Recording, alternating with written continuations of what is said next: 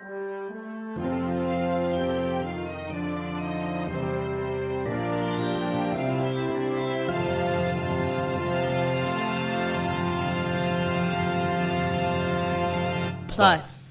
Welcome to Soulmates. 30 Days of Plus. I'm Dick Ward. I'm Kate Phillips. And this is a daily, unpaid, month-long exploration and appreciation of things on Disney Plus. Day 28. I'm Dick Ward. I'm Kate Phillips. And this is Soulmates Podcast.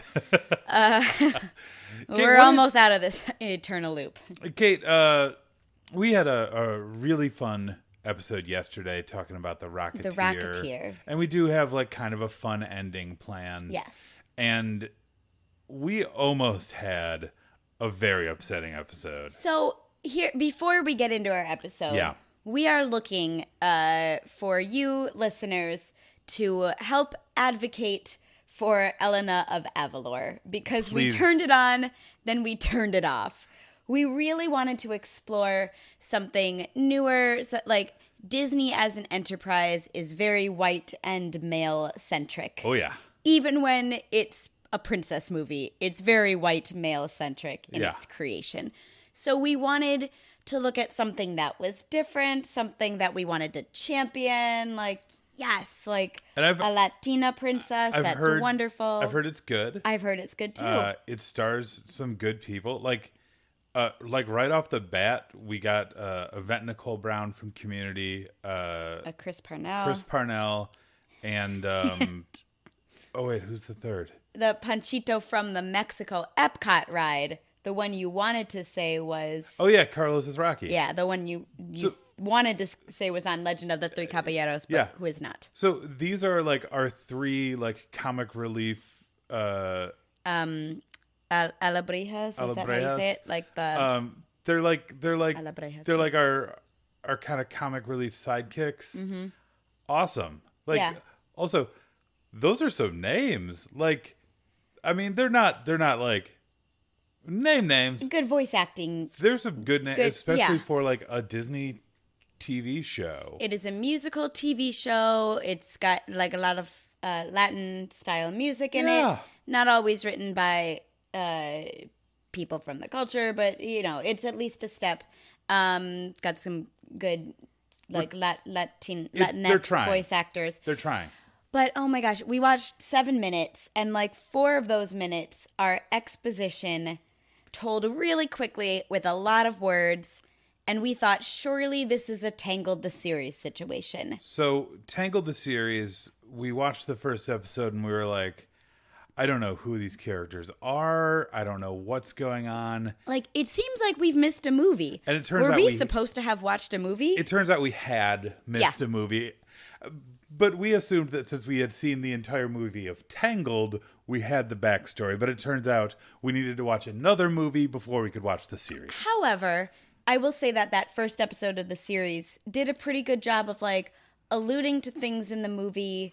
We might need more information, but I could get through that episode and enjoy it as a separate entity. Yeah, I think it focused a little too much on stuff from the movie. But it also has to catch up whoever hasn't watched it.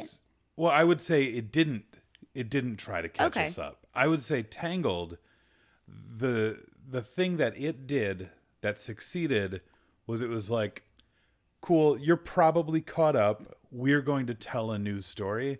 So even though I didn't know what some of the stuff was, they were telling a new story, and I was like, I'm on board. And that is possibly what Elena of Avalor was doing too, except there was no movie yet. They retold. There's an origin story. Okay, so wait. So please advocate for her. The episode we watched was the first, like you said, the first several minutes are basically a retelling of her origin story, which it's like we look at it and we're like, oh, it's a movie we didn't watch, right? Which is true.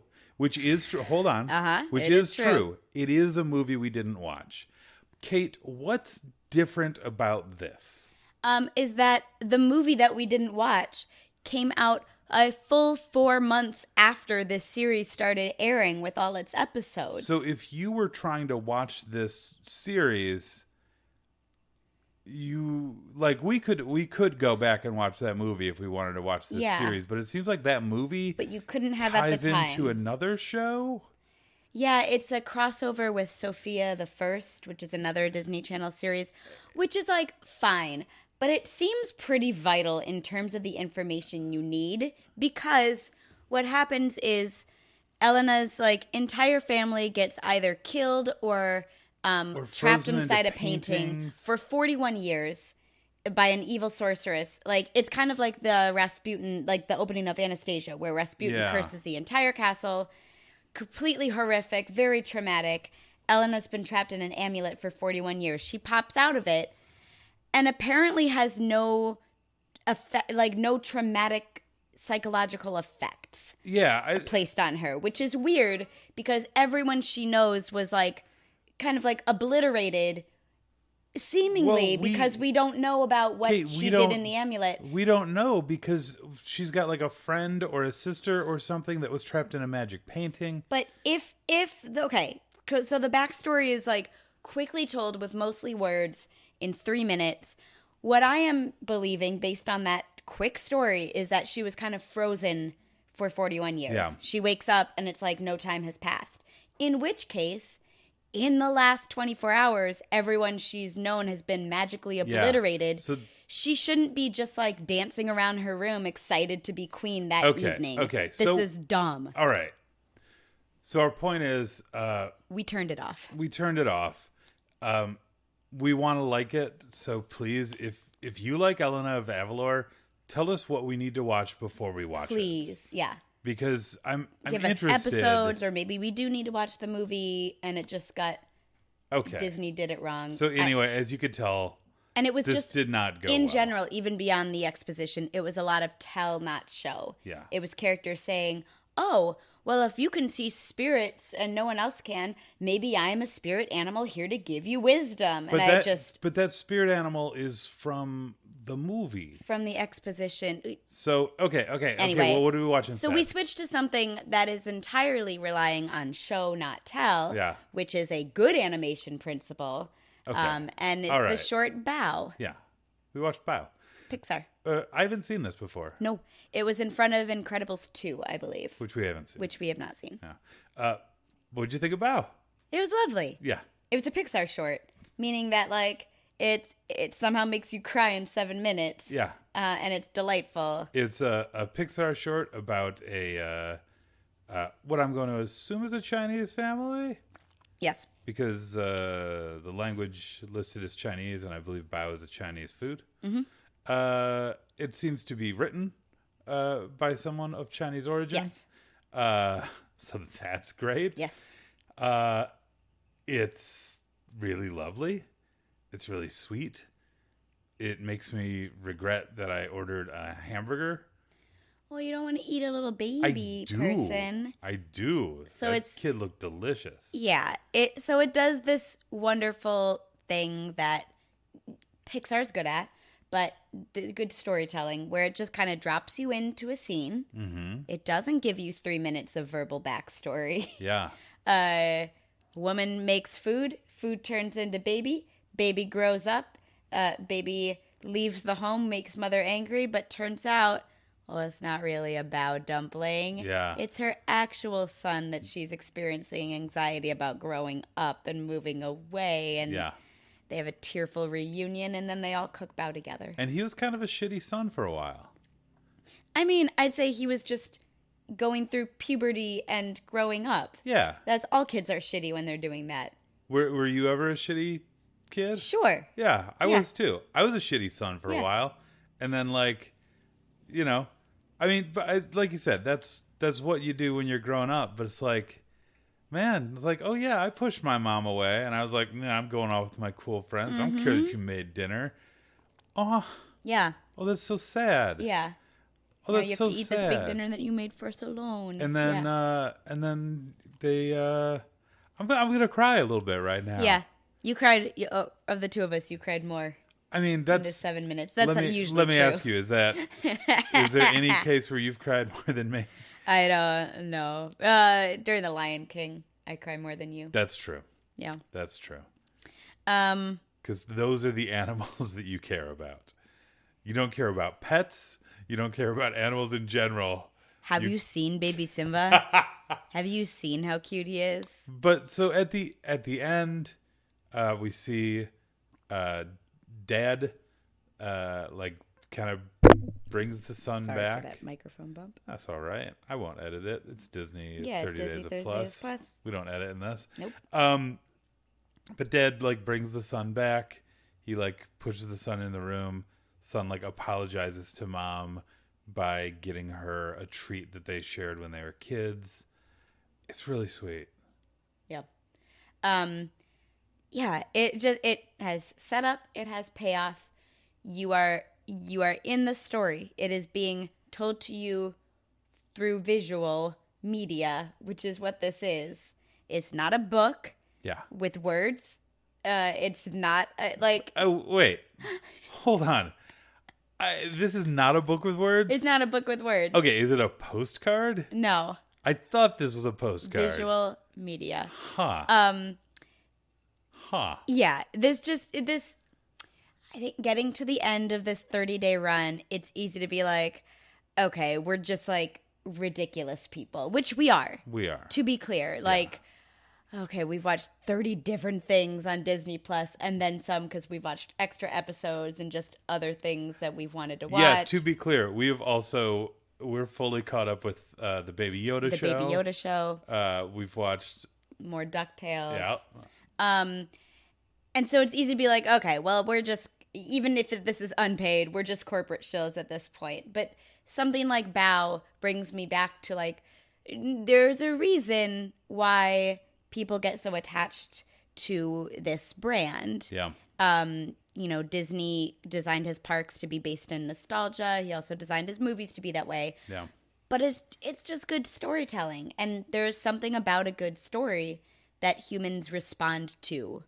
And Pixar, like Disney is nostalgia. Pixar is like life phases. Yes. And like growing up. And this like, whew. Yeah. You get it all. You get it all. You get in it like all. 7 minutes. Yeah. And Yeah. And it's great to see people who are not white males getting to write, direct, and like create projects. Yeah. We need, if not more than just all that. Like, more would be great. All might be better at this point. Here's the thing. I think the director of Rocketeer was white. And he needs to tell more stories. Well, he's already told several stories. And he could tell a bunch more. He could tell more, but he could co-direct with someone who has a different story to tell. That's fair. But it is something that I noticed about The Rocketeer, that I'm like, every single person on screen is white. Like, yeah. I notice it now, and I wouldn't have in the 90s. Like, yeah, and, you know. That's on me, and that's on my media. In fairness, there is a black character. In The Rocketeer? Well, there's a black actor in the IMDb. Oh. Yeah, I don't know where he was. We didn't see him. Did not see him in The Rocketeer. But yeah. Yeah. So. Anyway, more Bao, more Coco. Oh man. Maybe more some episodes of Elena of Avalor. And she's riding. She's got them guys. Yeah, those alabrillas. Oh. They're very cute. Anyway. Man, Kate, I almost don't want to end this episode. Why? Because we're under the minute mark of what our normal 30 Days of Plus episodes are? No, because the next one's going to be our last one. No, it's not. No, it's not. We're on day 28, Dick. Thank goodness we still have 2 more episodes after this. Oh, okay. We can end this one then. Because we got 2 more after this. Yeah. But I'm feeling a little bit like my baby Bao is going off with some blonde lady. Yeah. Baby Bao, baby 30 Days of Plus. 30. He's going to go sip some soup. Oh. And waddle to play with some friends. We should eat 30 Baos. Oh, that sounds delicious. Superfluous. No, we'll just watch this again and continue watching the Baby Yoda show. I feel like that's a good all right compromise. Well, hey, as usual, if you want to get in touch with us, Cellmates Podcast on Twitter, Facebook, at gmail.com and cellmatespodcast.com. That's right. Thanks for listening. Yeah. We appreciate all you little baby bows. Aw, baby bows. You're all our little baby bows. Yeah. Unless you find that insulting or demeaning. Then you're our baby Yodas. Yeah. But either way, you're our babies. We've decided this. You're welcome. Thanks. For Cellmates Podcast, I'm Kate Phillips. I am too. Oh. No, I'm Dick Ward. All right. Bye. Bye.